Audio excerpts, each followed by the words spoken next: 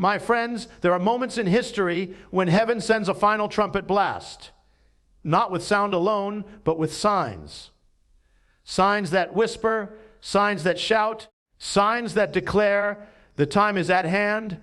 From the beginning, the prophets spoke of a moment, a final gathering, a catching away, a meeting in the clouds. And they warned that before that day, there would be signs in the heavens, signs on the earth, signs among the nations, and signs among God's people.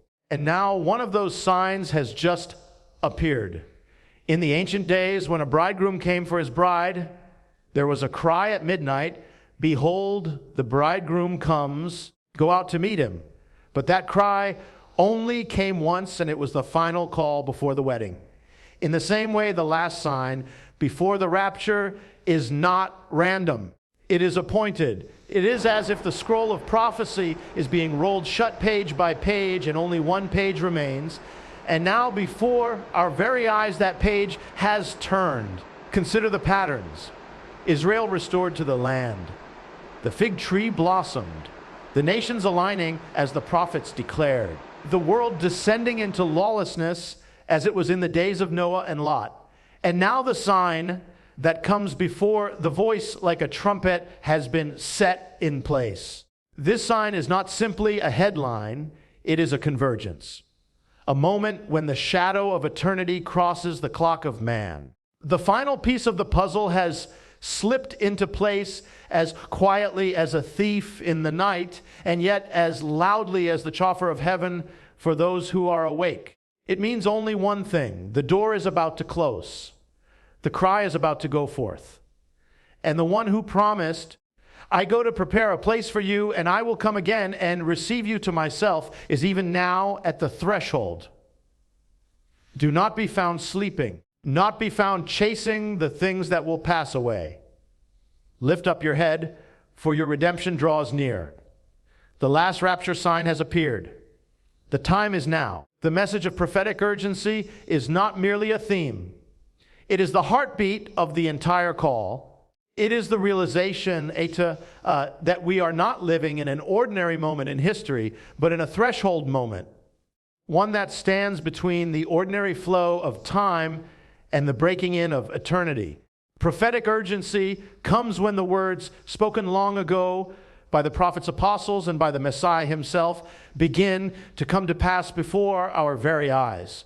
It is not built on speculation or random fear. It is rooted in the clear patterns God has revealed through his word and in the alignment of events that bear his unmistakable fingerprints. From the earliest days, Scripture has warned of a final generation, a people who would live to see the signs that would immediately precede the great and sudden gathering of God's people. This urgency is unlike the natural rhythm of waiting and watching that has defined believers for centuries. It is the heightened awareness that the signs have shifted from being distant markers to being present realities, like a watchman on the wall who once saw the faint glimmer of movement far off. We now see the dust of the approaching procession kicking up in the streets just outside the gate. Prophetic urgency grips the heart when one understands that God does not allow his appointed times to drift endlessly. Every divine event in history, from the Exodus to the birth of Christ, from the destruction of the temple to the rebirth of Israel, happened at an appointed moment. The God who said, "At the appointed time I will return," has not lost control of his calendar. And when his prophetic clock nears the striking of the hour, it is the duty of the watchman to cry out. The difference between ordinary expectation and prophetic urgency is the difference between waiting for the rain someday and seeing the dark clouds already gathered overhead, smelling the scent of water in the wind. It is no longer about if. The storm will come, but when is not a distant thought, but a present reality. Urgency comes because the signs are converging. Events that have taken thousands of years to align are now in place simultaneously, as if the author has brought all the actors onto the stage for the final act. This urgency carries both warning and invitation. It warns that the time for hesitation is slipping away.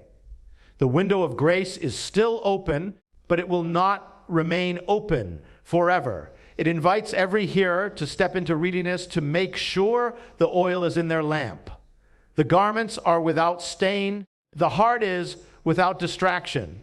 Just as the 10 virgins in the parable heard the cry at midnight and either rose prepared or were left behind, so too will this final sign draw a clear line between those who are watching and those who are sleeping. Prophetic urgency is not meant to paralyze, but to mobilize. It stirs the spirit to action, to speak the truth with boldness, to walk in holiness, and to live as if the trumpet could sound at any moment. It removes the illusion of endless tomorrows and replaces it with the clarity that today may be the last day before everything changes. This is the heartbeat of the call to awaken before the final blast, to recognize the moment for what it is, and to be found ready when the heavens open and the bridegroom appears. In the ancient world, the image of the bridegroom coming for his bride was more than a wedding tradition. It was a prophetic shadow, a living picture of the greatest event that will ever take place for the people of God. In the villages of Israel, when a young man had chosen his bride and the covenant had been sealed, he would depart to his father's house to prepare a place for her, would not know the exact day or hour of his return. She only knew he would come. And when he came, it would be with the sound of a shout, often in the dead of night, announcing to all who could hear, "Behold, the bridegroom comes. Go out to meet him." This cry was the final moment before the wedding feast began. And for the unprepared, it was too late to get ready. The scriptures use this imagery deliberately to describe the return of the Messiah for his people. It is not just a poetic metaphor. It is a divine pattern woven into the very fabric of Hebrew life to point forward to a greater reality. The midnight cry represents the last call before the great gathering, the rapture. Once the cry is heard, there is no time left to prepare. Must already be ready when it comes. The power of this picture lies in its finality. The bridegroom did not circle the village for days calling out, came once, and he came suddenly.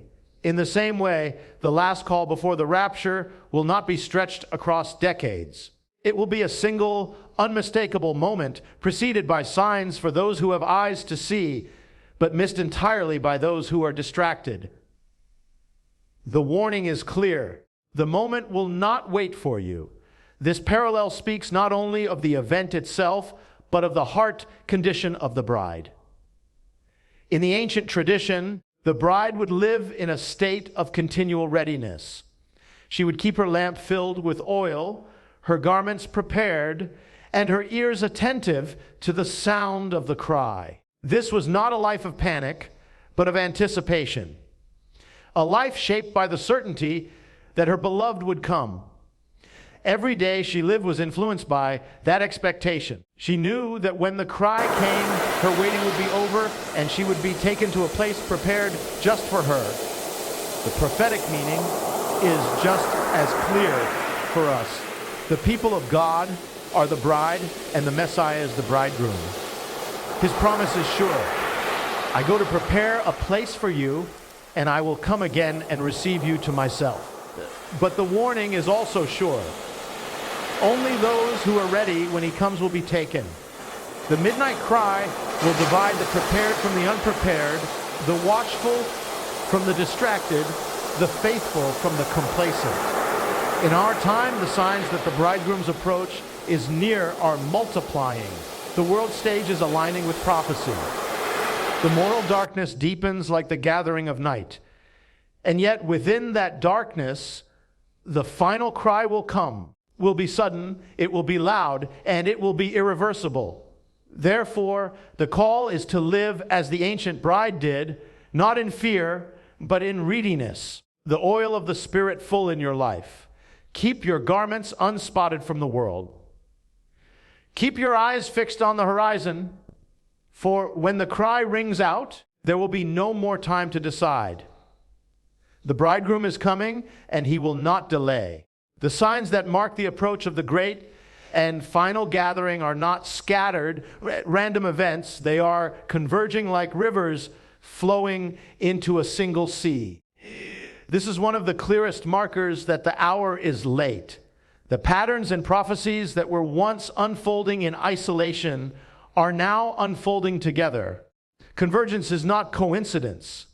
It is the signature of the author orchestrating the movements of nations, the rise and fall of powers, and the unfolding of events to bring all things into alignment with his word. For centuries, watchmen could point to one sign or another. The weathering of Israel, the increase of knowledge, the spread of the gospel to the nations. Each of these was significant, but they were like single stars in the night sky, each shining on its own. Now they have formed into a constellation, connected, deliberate, undeniable. The rebirth of Israel has already taken place. Jewish people have returned to their land, and Jerusalem once again stands at the center of the world's attention, just as the prophets declared it would. At the same time, we see nations aligning in ways foretold long ago. Alliances are forming that mirror the ancient prophecies, even among nations that once had little to do with one another. The tensions in the Middle East, the rise of powers in the north, the unrest among kingdoms, and the shifting of global influence. All of these movements echo the ancient words. The scriptures speak of a time when the nations would be drawn into position like pieces on a chessboard, each move bringing the game closer to its final moment. That time is now. Alongside these geopolitical signs is the moral and spiritual climate of the world. Lawlessness is not only increasing, it is celebrated. Darkness is not merely tolerated, it is embraced. The days are becoming as they were in the times of Noah, when violence filled the earth, and as in the days of Lot, when corruption and immorality were rampant.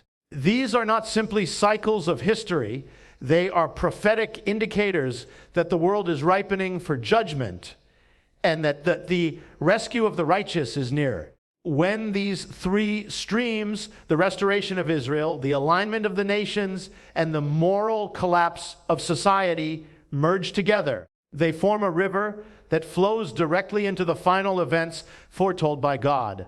This is convergence. It is not a slow process stretching endlessly into the future.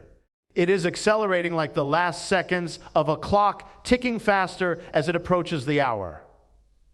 The patterns are intensifying. The signs are multiplying, and the space between them is shrinking.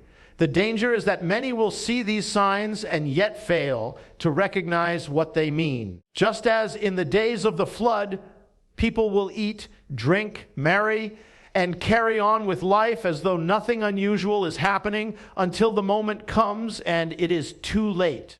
But for those who are awake, convergence is the trumpet call before the trumpet.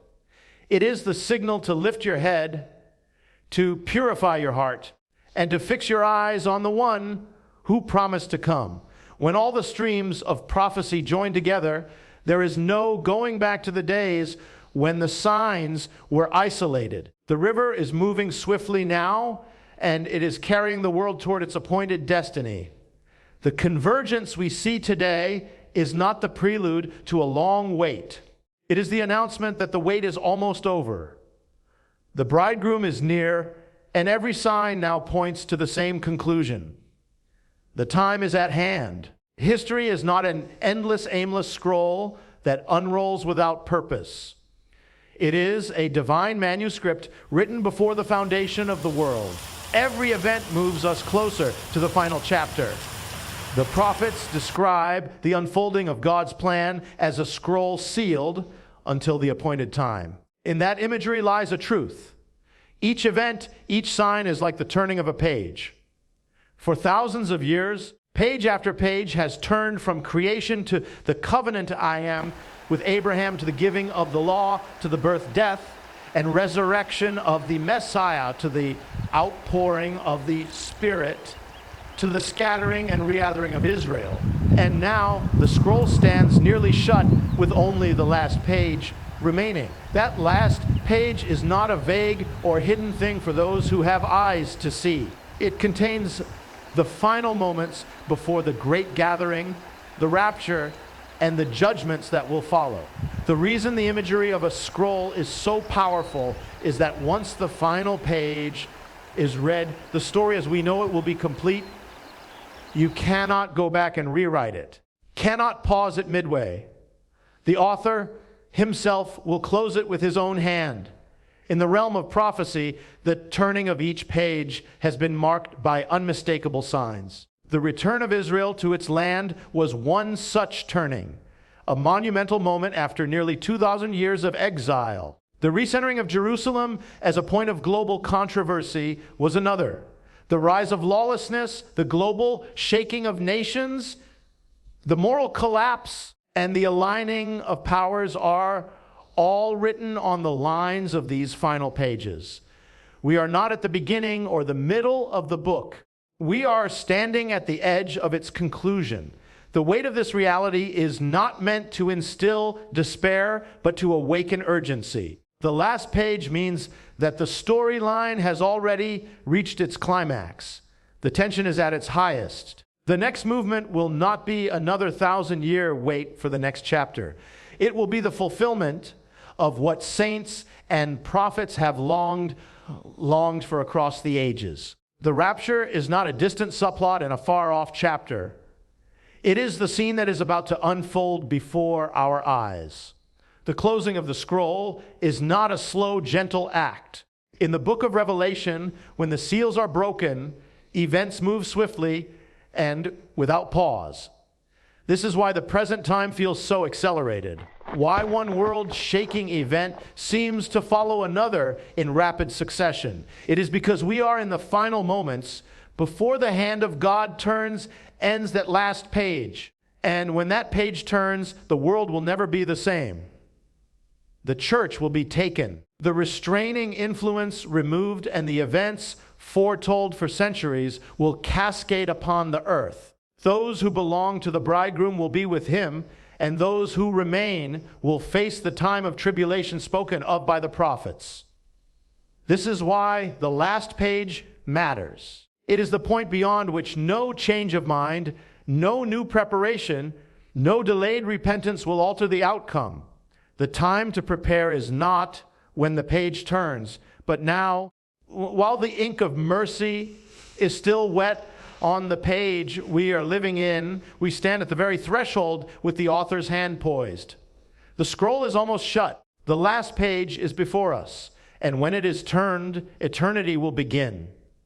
Readiness is not an option in this hour. It is the dividing line between those who will be taken and those who will be left.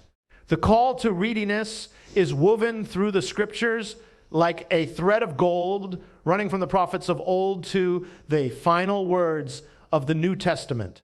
It is not a casual suggestion, not a gentle encouragement. It is a command from the one who knows the hour and who is warned that the day will come suddenly without announcement, like a thief in the night. Readiness begins in the heart. It is the posture of one who lives with the awareness that the next breath could be the moment the trumpet sounds. It is the mindset of the bride in the ancient wedding tradition who did not know the day or the hour when her bridegroom would appear, but who kept her lamp filled and her garments pure. In that world, to be caught unprepared was to lose everything. The door to the wedding feast would be shut, and no amount of knocking or pleading could open it again. To be ready is to live in such a way that nothing in this present world holds you back. It means your faith is alive, your walk is pure, and your priorities are shaped by eternity rather than by the fleeting distractions of the age.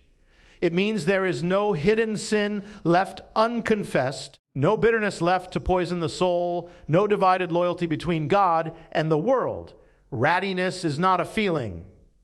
It is a condition, spiritual state of constant watchfulness. This is why the warning is so urgent. The signs are converging.